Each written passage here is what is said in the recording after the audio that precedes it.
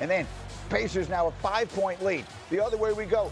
Obi Toppin over the Toppin. He goes it down over Lou Dort. Pacers have a 7-point lead. The lead is 5 with 3 minutes left. Nesmith on the other end. Halliburton had 11 assists to go with his 22 points. Pacers extending the lead to 8. And then how about the defense? From Miles Turner, stuffing Chet. Turner had 5 blocks. Pacers own the fourth quarter. Stop me if you've heard that before. And they win it. 116-107. Don't look now. Indiana is in control of these NBA Finals. Halliburton, spectacular. The trend is simple. When he plays well, the Pacers win. This postseason, Halliburton averaging 20 and 10 with 7 rebounds and Pacer wins. In their 5 losses, he's been nowhere to be found. After the game, Halliburton was found at the mic, and he had this to say about all of the noise. Yeah, I think the commentary is always going to be what it is. You know, most of the time, the talking heads on the major platforms, I couldn't care less, honestly. Like, what do they really know about basketball? It doesn't matter. You know, we're here in the NBA Finals, 2 wins away from an NBA championship. All right, so I'm here with some guys who know nothing about basketball, obviously, having never played in the league or anything like that. What would they know? What did we think of that? I mean, I think we all know a lot about basketball. I think I watch a lot of tape, a lot of film. I think I talk to a lot of coaches, a lot of GMs, a lot of presidents. And I think it's okay to say, Hallie, that when you play well and when you're aggressive and when you score 20 or less points, your team is 27 and 28. When you score 20 or more points, your team is now, after this win, 33 and 4.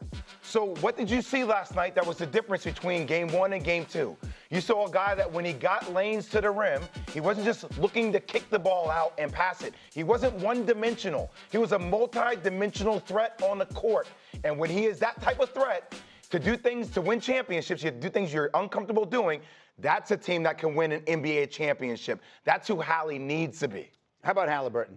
I mean, I agree with Jay, man. I mean, as a player, you want to say that you don't pay attention to these things, but the proof is in the numbers. Like, I mean, Ali, we all are active basketball players, my guy. I mean, like, you know that these guys need you to score. Obviously, you can facilitate the game. You could come close to winning. But when you're in the game and you're shooting shots like these floaters, attempting these tough shots, it gives you the rhythm. It gives your team the rhythm. It has everybody knowing that you're being super aggressive tonight, scoring, playing off the ball, passing the ball, whatever it needs to be done. But we need you to score the ball, and you did that tonight. Like, yeah, I mean, it's evident. 8-1 when you score 20 points in the playoffs. Like, I get it. You know, everybody's talking about it, but it's only it was game 3, right? Like, it was game 3, and it's just the world of media. Anytime, you know, you don't play as well, but when the numbers say what they say, I can't go around that. Like, being 7-1 in the playoffs, when you score 20 points, you cannot get around that. He has to be aggressive. And listen, from jump ball, I felt like we had a total different player from game 1 and 2. Agreed, game Marcus. 3. Look, I mean, whatever Hallie needs to do to get himself there. I mean, the shot attempts, he had rare shot attempts in the first 2 games. He barely, I said when I came on air, we talked about, like, I need him to look at the rim. Do you know how hard that is to say as 3 hoopers on the court? When you don't look at the rim, you are no longer a threat. You are just a passer, and that's who he made himself in the first 2 So games. I'm going to get windy in here. Obviously, you were there for it all last night in the postgame and everything else. And so the Halliburton storyline is one piece of this, Brian Windhorst. But I was looking through your notes and listening to your coverage after the game last night. The other piece is these Pacers in the fourth quarter. You've been talking about it since before the playoffs began. They just wear teams down. Yeah, when, you know, Rick Carlisle throughout the Eastern Conference Finals kept using the number 13. He kept saying it's about 13 days. Well, the number the Pacers are using now is 18. They're trying to win this 18-day period. That means outlast the Thunder in that stretch and outlast them in the game. They are plus 33 in the fourth quarter of this series. The Pacers over the first 3 quarters are getting outscored by the Thunder by 27. That is their game plan. Their game plan is to wear you down. And if you watched how they approach this, from the opening tip, they're playing 3-quarter and full court. They were not even allowing free inbound passes at times. You saw those TJ McConnell plays. They were picking Shai Gilgeous-Alexander up and bumping him and getting into him. And, you know, Chet Holmgren was brilliant in the first quarter of this game. In the fourth quarter, not so much.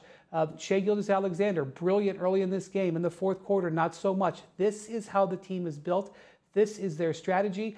It is about winning the bench, and the Thunder have a great bench, but they got outplayed massively in that area last night, and really that's kind of where the game came down to. You know, Wendy, you made this point actually after Game 2, a game in which the Pacers got blown out, and we were all talking about, well, OKC has reestablished, you know, their dominance, and they'll just sort of run them off the floor from this point. Wendy, you even pointed out on our show on Monday morning, the Pacers scored 60 points in the second half of that game. I know some of it was garbage time, but the point is, this has been their strategy throughout the playoffs, Wendy. If they can get you deep into a game, they feel like they're going to win, and the overwhelming majority of the time they do.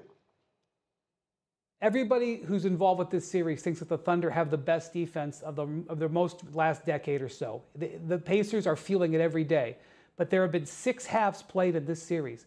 The Pacers have shot over 50% in 4 of them. They've scored over 60 points in 3 of them. Yes, there are moments where the Thunder, you know, squeeze them and shut them down. But for the most part, the Pacers are finding ways to make damage on this defense. It's one of the most relevant things that we are seeing happening.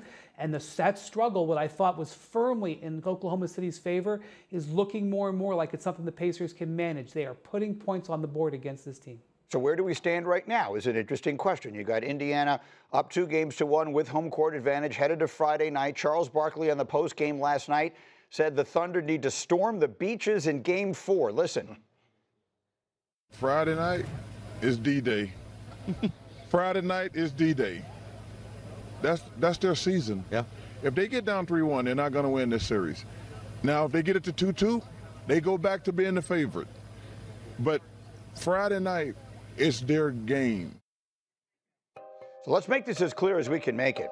As far as Las Vegas is concerned, as far as ESPN Bet Sportsbook is concerned, OKC remains a significant favorite in this series, despite being down 2-1. The numbers have come down, but that is still, for those of you who don't speak gambling, minus 240 is still a healthy favorite in the series, and they are 5.5-point favorites to win Game 4 tomorrow. So if I were to look you in the face right now, Marcus, and I were to say, where do we stand here? He's been on it since the beginning. Yeah. I mean, you actually did pick Indiana before the thing began, which you're the only person I know who even considered it.